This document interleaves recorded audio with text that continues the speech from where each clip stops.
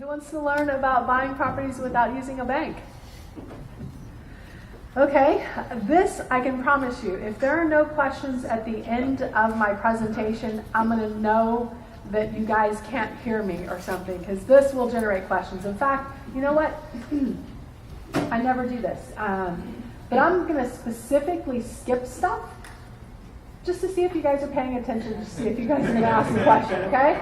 I just want to make sure this microphone thing here works. So I'm going to specifically skip stuff, and I'm going to skip specifically some of the super juicy stuff, just to see if I can elicit some questions from you guys, make this a little bit more interactive. All right, so the topic again is buying properties subject to the existing financing. And for us, this is the way that we love to buy properties all the time, because as much as we like to use our own capital, right, you can never have enough capital in your real estate investing business to make it all the way. That's why you'll always have hard money lenders who are lending at almost private money lender rates right now. That's why you'll always have self-directed IRAs. That's why you'll always need other people's money to be a successful real estate investor. Even if you have $1 million, right, in today's market where the average price in Austin, Texas is over $400,000, at most you'll only be able to be running two projects at a time. Is that going to make you enough money to make you leave whatever it is you're doing now or give you a comfortable living? For many of you guys, you'd probably say, no, you need more access to capital. You need to be doing more deals at the same time. And using this strategy is a way that we've found we've been able to make our dollar holler, our dollar go further, our ability to buy more properties and have more projects going at the same time. So we're going to go over how you guys can use this strategy yourself to invest in real estate. For us, it is probably one of the most powerful techniques that we've used since we've been investing in real estate since 2003. You buy a property with as little as zero money down, right? So you just take over someone's payments. Now that assumes that they're current. In many of the situations where we're buying a property subject to the existing financing, we are usually buying it subject to from a motivated seller, and they're usually motivated because they're going to foreclosure. And if we're buying that property subject to the existing financing, we are usually bringing money to the table to reinstate that loan, right, to bring that loan current.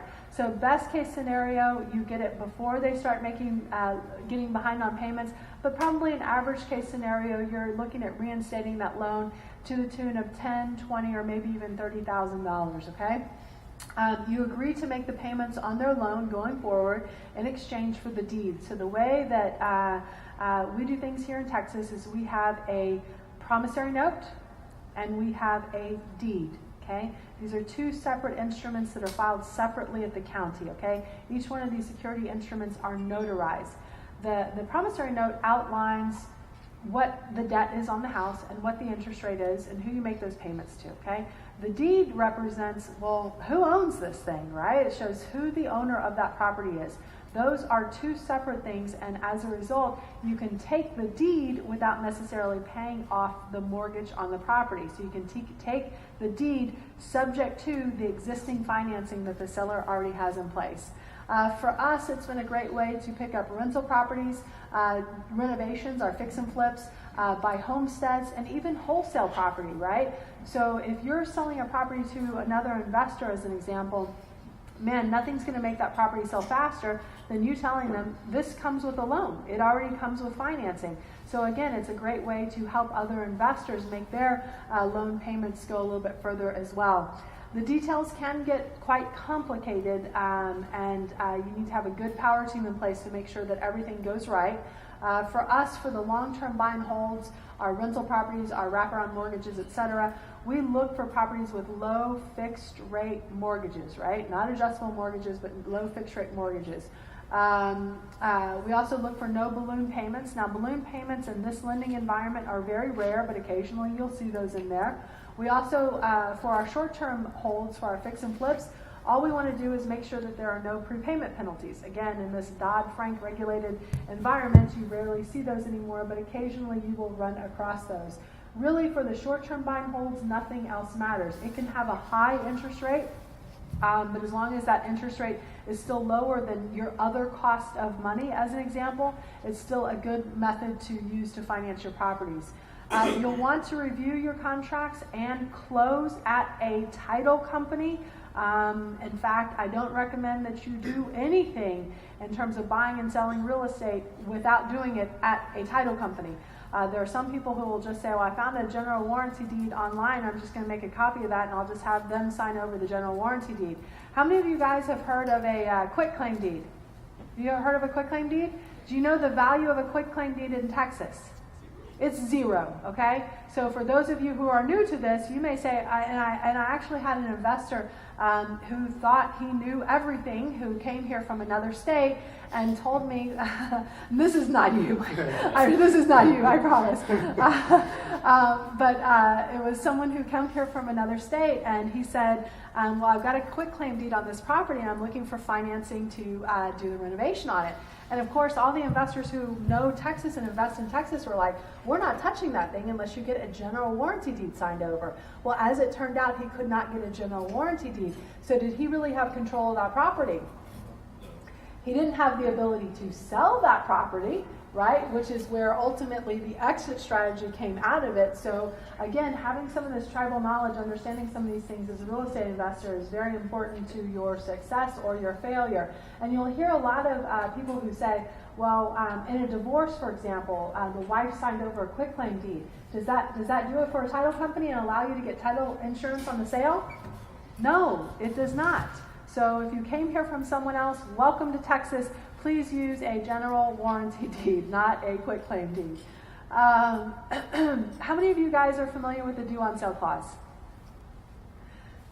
Keep your hand up if you are worried about the due on sale clause when buying a property subject to the existing financing. Okay, so I just want to make sure I know who I'm talking to. This is one of the items in one of my personal promissory notes. This is what we call the due on sale clause, and I'm gonna summarize it for you. But you can look at your own mortgage and look at the due on sale clause in your own mortgage to verify that the words are exactly the same or even roughly the same. Basically, what it says is if this property is sold, or even if the beneficial interest is transferred, for those of you guys who are thinking like I'm going to do a land trust and I'm going to hide my interest in the property and all, that's a different topic. But in the event that you sell the property and you do not pay off the loan, or you transfer the beneficial interest of the property and you do not pay off the loan, it says, and I quote, the lender may, at its option, end quote, call the note due and payable in full. What do you guys think about that language? Strong language. Strong language? Did you just say it doesn't say shit? What? What did you say? I said it does not say shall. Does not say shall. Okay. I'm like, dang. Well, I'll take that too. But to me, it sounds about as hard, as harsh, as strong as a what donut, right? I mean, this says nothing. It says I may, at my option. I may not, right? It doesn't. Does it say in here that I will call this note due? Does it say in here that this is illegal to do? I didn't read that either. Does it say anything about a due on sale jail? That was a joke. I'm going to keep testing this mic. When I said what I thought she said, this mic worked for everybody universally. Okay, but no, this phrase that they've set up in here says that they have the right to do this. Right? It doesn't say that they will do it every time.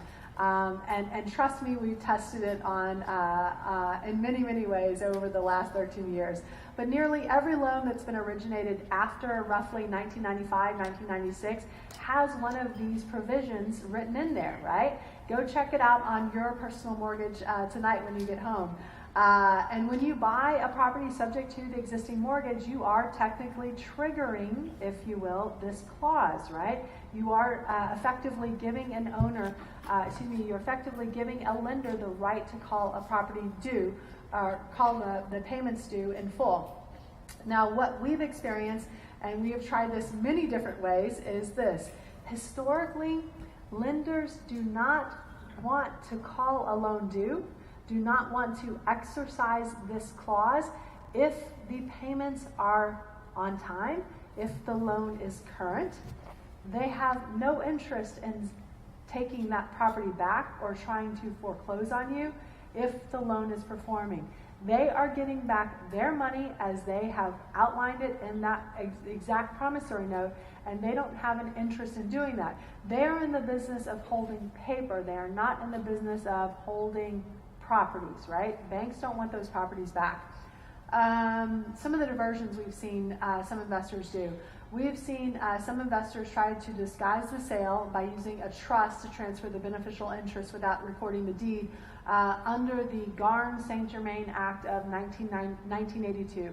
That's a provision that they're using to roll over to be able to use this. And the attorneys that we've talked to have said, nope, that provision doesn't roll over the same because it's not a family limited trust that many of these people are trying to transfer it into. Some investors and even some attorneys will recommend that you send a letter to the underlying lender to say, hey, I just want to let you know I'm buying this property subject to the existing mortgage. If you have any sort of problem with that at all, just please return my check for $20,000 to reinstate this loan, and we'll just call the whole thing off, okay? Some attorneys, some title offices will do that, and the ones that have always told me that I've never had a lender send the check back or send any response back at all. But for us, when we buy these properties subject to the existing financing, we neither confirm nor deny that we bought the property subject to the existing financing. All we do are two very simple things. Number one, we reinstate the loan. And number two, we make the payments on time each and every month. Because at the end of the day, that's the real thing that will trigger a lender foreclosing on someone, right? And that's through the default and acceleration clause that is in the promissory note, not necessarily the due on sale clause that's in the note.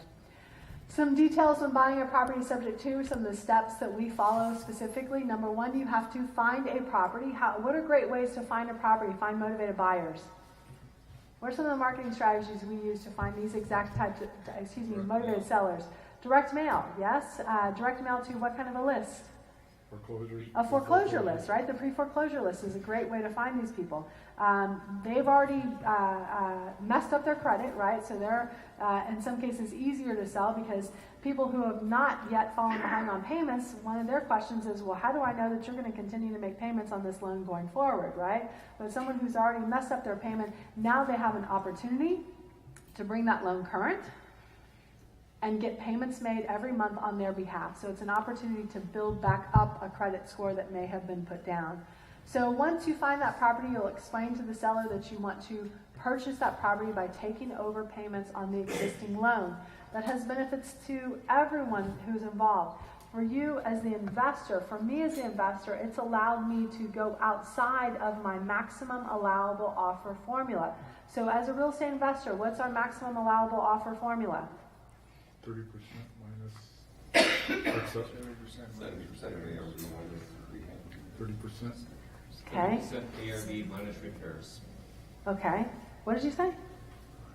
70% ARV. What did you say the first time? 30. I like that. I'll take that. Let me know when you find someone who will do that. Yeah, I do like. So basically, in some cases, they're going to be paying you, right, to buy the house, right? So the maximum allowable offer formula, guys. If you are new to this, please write this down. 70% of the ARV minus repairs. ARV stands for after repair value. Your maximum allowable offer formula for a fix and flip, 70% of ARV minus repairs. Everybody got that? Universally. Yes? Yes? Yes, sir, Michael. You said, okay, we're taking this thing to a title company. Does every title company? No. Okay. No. That's good. Yeah. So let me just. You can skip, you can go through your things if you can just come back to it. Okay, I will. Okay. Thank you for Thanks. granting me that permission. No problem. I do appreciate that. No problem. Yeah. We're good friends now, so. So everyone has the formula universally. Yes, yes, yes. You all say yes. So then everyone won't mind a pop quiz. Yes, yes. ARV is 200,000. Repairs are 50,000. What is your offer? 90. Thank you, Barbara. Thank you, Barbara. Appreciate that. Everybody got that? 70% of 200,000 is $140,000. 140,000 minus the 50,000 needed in repairs means your maximum allowable offer is $90,000. So for me as a real estate investor, that's the offer formula that I use, expecting that I have a pretty high cost of capital. So if I'm, for example, using a hard money lender, right? Hard money lender is going to charge me 2 points on the purchase and 12% interest, right? So let's just round up to make my math easy. On a $100,000 loan, I'm paying $2,000 in points, and then over the course of a year, I'm going to pay $12,000 in interest.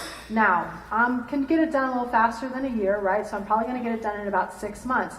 6 months of interest payments on $100,000 is going to cost me $6,000 plus the $2,000 in points. Yes? Everybody follow that? So would I be willing to give some of that back to the seller if I'm able to take over their loan subject to the existing financing? And let's say that the seller's loan is a 6% loan. Yes? Absolutely. It should all be yes. Just want to make sure. So typically for me, and the way that you find out how much additional you offer, the exact way to find out is to figure out what their interest payment on their loan is and how much interest you'll be paying every month, and subtract it, for example, from the interest rate on what an alternative financing strategy would be for you. In some cases, hard money loan, in some cases, private money loan, in some cases, it may even be some type of a line of credit, for example, with your bank. That's the exact number to get it. But usually, historically, what I've found is that to get a seller to agree to this, usually if I offer them another $2,000 or $3,000, then I get to keep the difference. Because another $2,000 or $3,000, I'll offer you $100,000 or I'll offer you $103,000 if you allow me to keep the loan in place. They're going to say, 103 sounds really good. Tell me more about that solution. So let's go through the rest of it. So you'll be able to pay more and maybe even be able to get more if you don't have to offer them more to take over the loan subject to. If the owner is behind on payments, just reinstating the loan, that will help them more so than paying off the loan, because your credit score and your credit score is like no one can explain it. That's number one. But what helps is to have those big debts, those big amounts of debt that are being paid off regularly versus just wiping out or removing or just paying off, for example, that big debt. So it actually helps their credit over time if you're able to continue to make the payments on that large mortgage. If they resist, which sometimes they'll do, one of the things that you can do is put a time frame on it, on how long you will have this mortgage in your name, or excuse me, how long you will have that mortgage in their name while you are the owner of the property. The other thing I've been able to do to convince people who are a little bit leery of this is I've asked them, is it okay if I prepay your mortgage payments for the next 6 months? Would that be okay with you, Joe? You would be fine with that, wouldn't you? Yeah? So wouldn't that give you more security about me, right? I'm going to pay it whether I'm paying it over here or whether I'm paying it over there. And if it gives me that cheaper cost of money, then I will prepay that for you to make you feel more comfortable to allow me to take over the payments. You'll get the property under contract with a truck contract. Everyone knows how to get the contract, yes? Yes? Anyone not know how to get the contract? Okay, Google TREC, T-R-E-C. Google TREC, T-R-E-C. If you go to the TREC website, you will click on Forms. When you get to Forms, you will look for the contract titled, for at least single family, you'll look for the contract titled 1-4 Family Contract. There's about 40 different contract addendum addenda, notices, etc. out there, so you have to look for the one for single family 1 to 4 contract. You'll also get a subject to addendum from a title company. Now, the question was, hey, do all title companies do this? The answer is no. In fact, only the investor-friendly title companies will usually allow a transaction like this. So you need to make sure you're at the right title company. Now, if you ask your title company, hey, are you an investor-friendly title company? What are they going to say? Sure. Yes! Why, we would love to. And I think they have that voice too, right? Isn't that right? Yes! Why, yes! And you're talking to the sales rep, and they have no idea, for the most part. And I'm stereotyping, and I apologize. How do you find out if you have an investor-friendly title company? Talk to somebody. Talk to somebody. What question do you ask them? Do you do subject to? Do you do subject to? Yes. Who do you use? That's my big Who do question. you, I use Alan Seshker. C-E-S. I'm going to spell this one time. Alan Seshker. C-E-S-H-K-E-R. Wait a second. Go slower. C-E-S. C-E-S-H-K-E-R. Seshker. German for hard to pronounce and impossible to spell. Yeah. And we close wraps here. That's what it stands for. So the way to find a great title company, an investor-friendly title company, is ask them, do you allow assignments? That's an easy one. They should all say yes, right? This is for your wholesales. Ask them if they allow pass-through title insurance when you have an A to B and then a B to C transaction. Ask them if they allow pass-through funding when you have an A to B transaction and you don't have the money to fund the A to B transaction, but you want your end buyer who's funding the B to C transaction fund the whole thing. If they say, what did you say? Then what do you know immediately? They're not investor friendly. Thank you very much. I cannot wait to do business with you.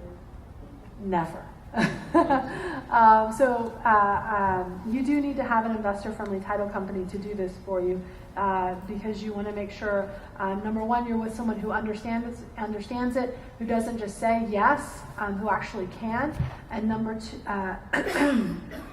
two or 3 or 4, whatever number I'm on, someone who can write it in a way that is beneficial to both the seller as well as to the buyer. And there are ways that you can make it just beneficial to the buyer, you want to make sure that the seller also has protections as well. So you'll take that contract to your investor-friendly title company and go through a subject to checklist that they will give you to make sure you have all the documents in place. You'll purchase the property, so the deed will transfer to you, but again, the existing loan, the existing mortgage will stay in place, or rather a new mortgage will be created, and that's called the Wraparound Mortgage, okay?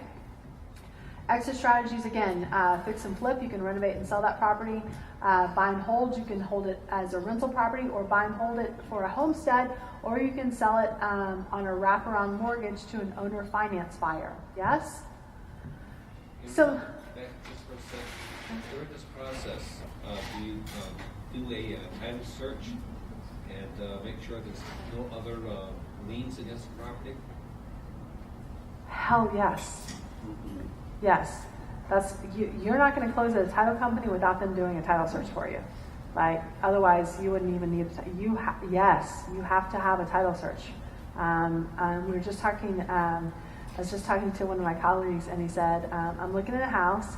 ARV on this house is like $250,000. There just so happens to be $10 million worth of judgments on this house.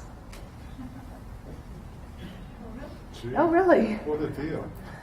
What a deal. I mean, there are ways for you to find that yourself, but title company is always going to be the one to find that and to solve that problem for you, because that deal may or may not be a dead deal. All right, overcoming seller objections. So how many of you guys would let me buy your property subject to the existing financing in this room? That's pretty much what I thought, right? And you kind of look me over. I don't think I trust you, right? Why don't you trust me, Barbara? It's not a matter of trusting you. It's not you, it's me. Do you use that a lot? Why don't you tell me? I don't want the continuing liability out of my own credit report. Okay. Anybody else? Anybody else tell me their house subject to the existing financing? No, none of you. Great. Why would I do that if I'm not motivated to sell? Why would I do that if I'm not motivated to sell? Listen, guys. My expectation was that none of you were going to say, why, yes, I can't, let's do that tomorrow, right? Because all of you guys have your life together. All of you guys are working, have money, right? You're not giving me the, my dog died, my truck broke down, my wife left me, and I lost my job, okay? If all of those things were in your, going on in your life right now, if you guys were facing foreclosure, if you were facing foreclosure in a week and you really didn't have any other options, if your property needed a lot of repairs to be what a bank would call habitable. What does that mean when I say habitable? That means loanable, okay? For most lenders, except for hard money lenders, right, and private money lenders, one of their requirements is that the house be habitable before they make a loan on it. Wells Fargo is not going to make a loan on an uninhabitable house. If your house is uninhabitable, and just by the way, just to be clear, uninhabitable does not mean that someone does not live there today. I have seen many lenders call houses where people have been living for 30 years uninhabitable and then won't make a loan on it, okay? It doesn't matter whether or not someone's been living there or not, okay? If your house was uninhabitable, if it didn't have bathroom or kitchen, or it was a disaster zone, or my favorite, if it had a sunroof in it, which is, yeah, some of you guys will get that slowly. I'll just let that one sink in. If it has a sunroof in it, right, you're not going to get a loan on that property. So you may not have the ability to list it, for example, on the MLS, right? If you didn't have and a lot of people will say, well, you know, Sharon, the values have gone up so much. Why would anybody ever want to do this? Guys, equity, appreciation, that does not equal cash, right? And at the end of the day, even if you have $100,000 in equity, that you still may not have the cash to be able to fix and repair that property because of maybe some credit issue that you have. And especially if you've been behind, what's the likelihood of a regular traditional lender lending you money if you've been behind in the last 3 years? Roughly the square root of 0, right? So you may not have any of these alternative strategies. If you were facing foreclosure, what if you wanted to sell the house quickly? Sometimes we get strange calls as real estate investors from people who just want to sell it right away.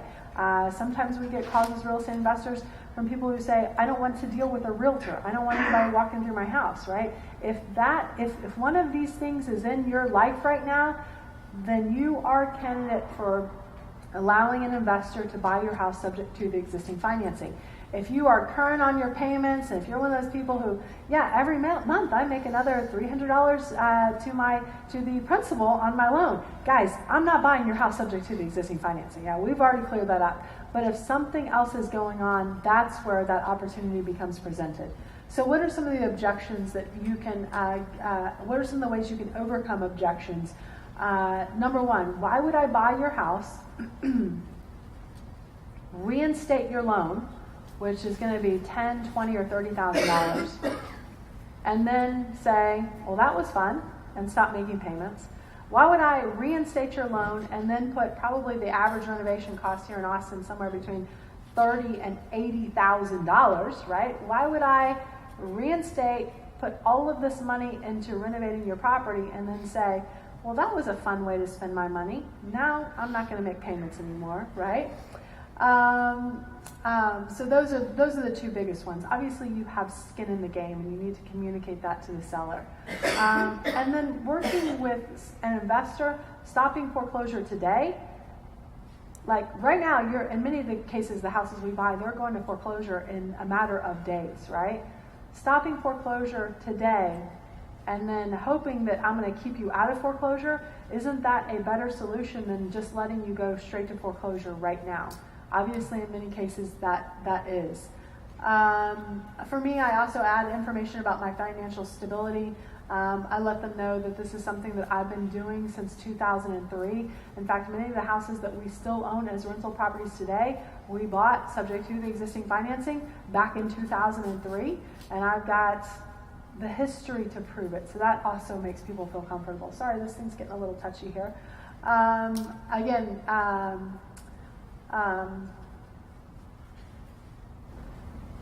and let's try this again. Again, let them know that you have skin in the game. And one of the things that I like to insert, especially if the conversation is getting a little heated, which sometimes it does, is I get to ask someone, I don't know, Joe, if you are a religious man or not, but what I can promise you is this. If I buy your home and reinstate your loan, if I buy your home subject to the existing financing, I reinstate your loan, and then I do a $50,000 renovation on your property, every night when you go to sleep, whether you're a religious man or not, you're going to go to bed and you're going to say a little prayer, and the prayer is going to go something like this. I hope she defaults. I hope she defaults. I hope she defaults. I hope she defaults. Because the way that we buy property subject to is through something called a wraparound mortgage. That wraparound mortgage puts the seller in the position of a bank. And if I stop making the payments on your loan, you get to foreclose on me. So every night, whether you're a religious man or not, you're going to say, I hope she stops making payments. Because I would love to move back in that house, and I'll foreclose on you way quicker than Wells Fargo will foreclose on me, right? Because in Texas, it only takes 21 days from the final notice to the actual foreclosure auction. Now, in truth, it's going to take you about 45 days to really get through the entire process, but you are going to be on it way more than Wells Fargo would be. And what a benefit to you if I do stop making payments after I reinstate and after I fix the house, that you get to take this house back, yes? And by that time, you may be ready to move back in because I made it into a palace, right? So that's something that will cool down the conversation and give them some perspective, because sometimes they're very much in kind of their thought process as they've gotten into the situation that they're in now. Is wraparound mortgage, is that the only way Texas allows you to do a subject to? No. So the question was, is wraparound mortgage the only way Texas allows you to do it, buy property subject to? No. So when we first started buying property subject to, we did not give the seller the ability to foreclose on us in the event that we stopped making payments. In fact, many of the properties that we own today, subject to, the sellers don't have that ability. And the way that we do it now to make our attorney feel good and to make it fair to everyone is we create that wraparound mortgage. That wraparound mortgage is the tool that gives the seller the ability to foreclose on us in the event that we stop making payments. Yeah? And that's really the right way to do it. There are other ways to do it, but that's really the right way to do it, and that's what we would suggest for you. And that's how Alan does it, by the way, how Alan's going to require that it gets done. So some of the tricky details.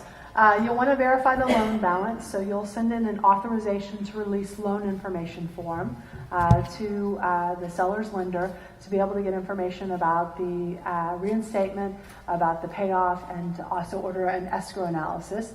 You'll want to make sure to order the payoff good through the day of the auction. We all are going to say, well, we're closing on the 15th of the month. Why would I make it the close date go through the day of the auction? Because, as someone said in the audience, shit happens, right? And sometimes even with our best intentions, by the time we make it to the title company, we find some surprise on title. And sometimes those surprises on title need to be worked through, and that's a process that takes time.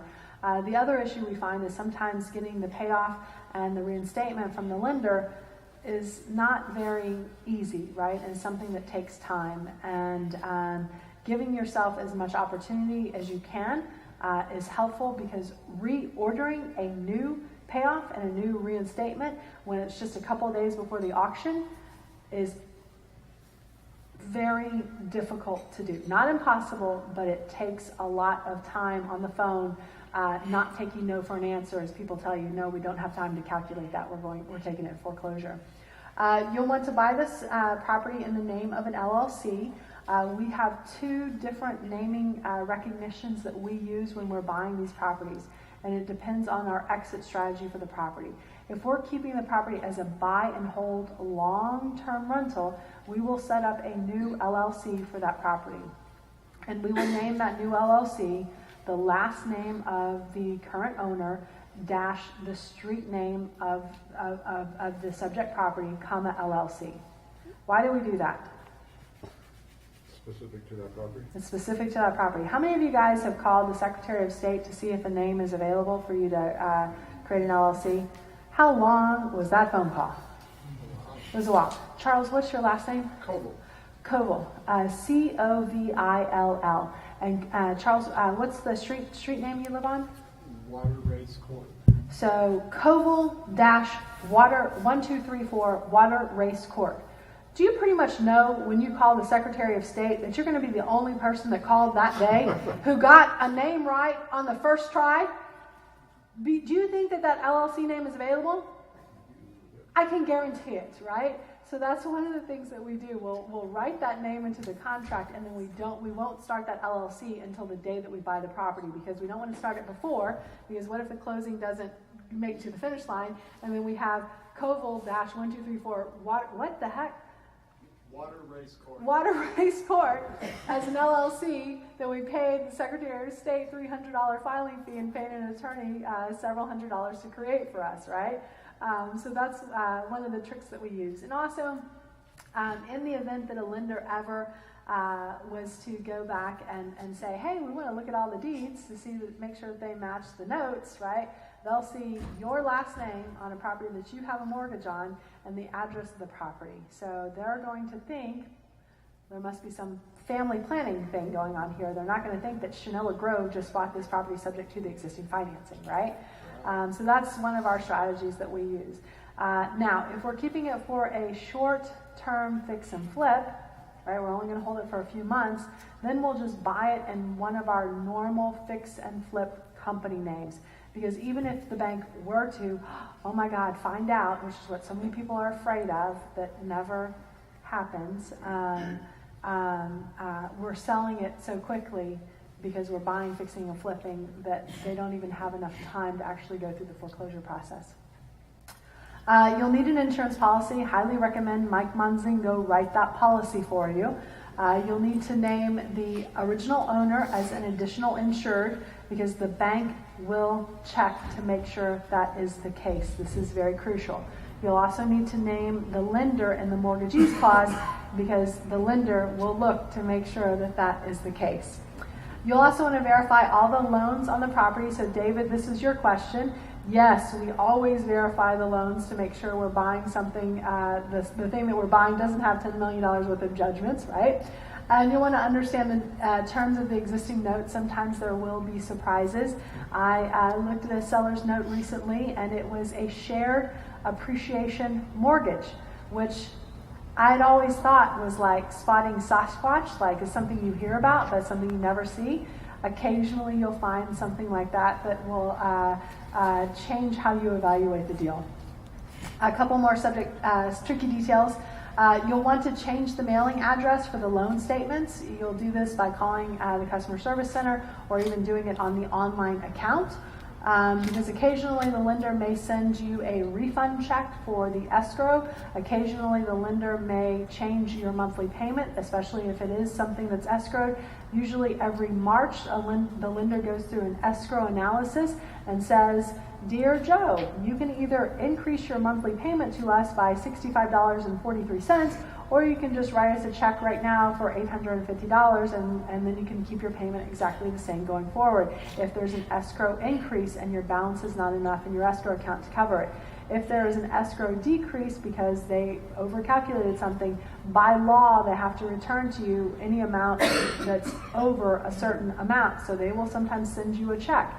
If you get a check in Charles's name and you want to cash that, you'll want to make sure it gets sent to your address and not to Charles's address, because what will Charles do when he gets that check? Greatest day in the world. Yes, you will cash your check, right? Even though you're the one who has been making the escrow payments on it. So you'll want to make it payable. You can't make it payable to you, but you'll want to make sure the check gets to you.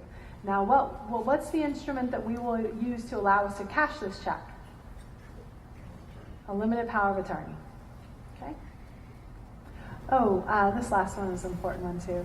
1098s. Because it is an interest-bearing loan, every year by January 31st, your lender sends you a 1098 interest expense statement.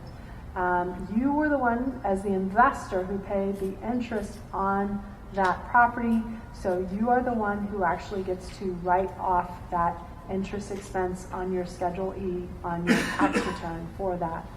The seller doesn't have to sign anything. Seller does not have to sign anything. Yep. I have tested this with the IRS personally, as I got a love letter about 3 or 4 years ago from the IRS that said, "Dear Shanoa, hi, you. Hey, your social security number is 1, 2, 3, 4, 5, 6, 7, 8, 9, 10, or 9, or 7. And we see that you're claiming a 1098 interest expense for all of these other social security numbers. Shanoa, what's going on here? We think you've made a mistake. Please write us a check for $52,335. Yes. So I got to step out of my ivory tower, okay?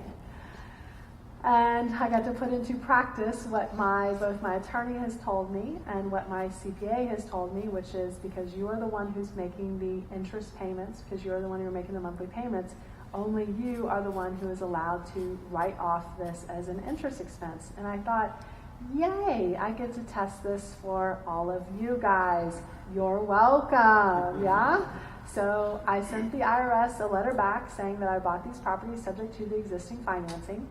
I showed them a copy of the HUD where it transferred, or where I purchased it, and I showed them a copy of the 1098 interest expense statements that I had mailed to me, sent all that documentation back to the IRS, and the IRS sent me back a letter that said, "Dear Shanoa, thank you for being so conscientious and thorough. Our work here is done." And I thought, yay! This stuff really does work. Here's a sample authorization to release loan information. Again, this just authorizes, in this case, me to get information on the payoff, the principal and escrow balances, reinstatement, etc. You can find one of these online. Just Google authorization to release. The truth about buying subject to is that this strategy works. Many people don't believe it will work, and most of the time, new investors don't believe it will work because you guys are too entrenched in how you are living right now. And you're not putting yourself in the shoes of the homeowner who is in a lot of trouble, okay? And you think of all of these objections, and you can't get over in your mind why you would ever let someone buy your property subject to, so you don't think it would work with someone else. Guys, these people that we're buying houses from, they are not you, and that's the big differentiation that you have to get past.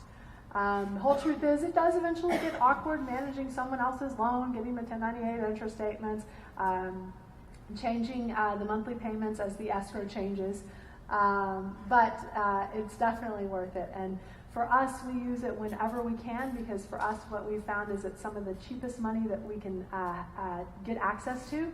And then for us, for our rental properties, at some point, you stop being able to get loans from a regular lender for your rental properties. So this is a great way to continue to buy rental properties, for example, and continue to grow your wealth, grow your cash flow as a real estate investor without having to rely on a bank to help you. Guys, thank you for coming out tonight and listening. And I'm going to for those of you who don't have any questions, I'll let you go. For those of you who have questions, I'll continue to answer them. Yes, Michael? When would